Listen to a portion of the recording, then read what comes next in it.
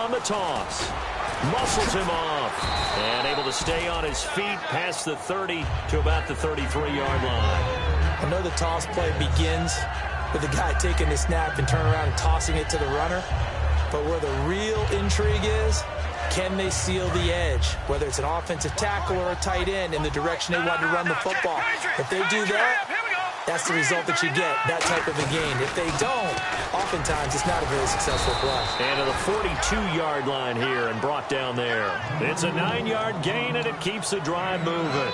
So many teams want to throw the ball in this situation nowadays, but I love watching a team that has enough confidence to go ahead and run the football. In that situation, that's almost a tendency breaker. Back to throw, Daniel. Touchdown, Philadelphia! Nelson Aguilar, his 6th touchdown of the season, and the Eagles add on to their lead. That drive was quick and impressive.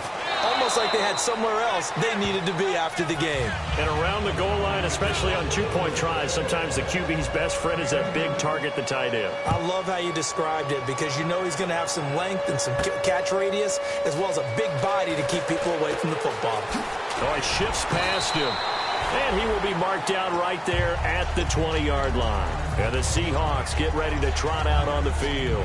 And down on the scoreboard, certainly needing to avoid what happened on the last drive, punting the football. Sense of urgency has to take over for them here. They know the score. They know the situation.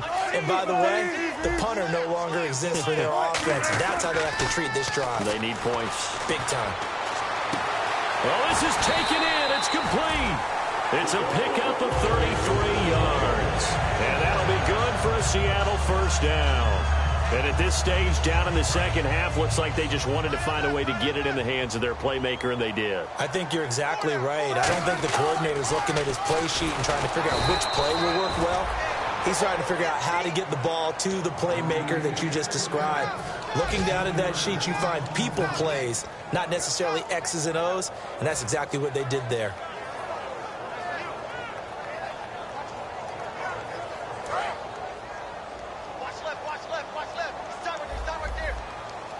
And they're definitely showing blitz here.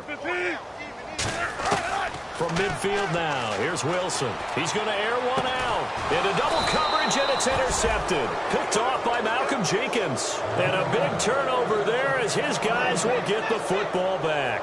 Philadelphia getting set to take the field. And they were able to punch it in the end zone last time. They'll be looking to do that again here for the defense. Obviously, they'll be looking to stop them from punching it back in the end zone.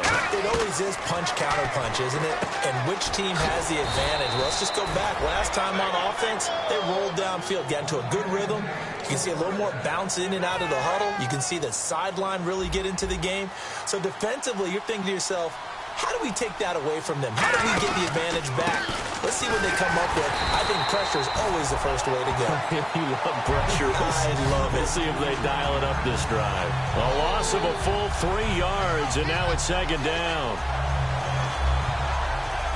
Second down and a little ways to go here. 2nd and 13.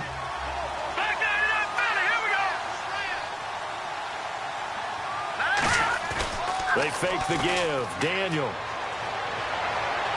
And bringing it in, this is Selleck over the middle.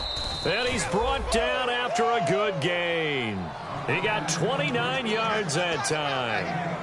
So there on that play, offensively, they ran the crossing route. Defense was in zone coverage. So as a former DB, how tough is it to defend there? It's really difficult because your natural inclination is to chase the receiver and maybe leave your zone.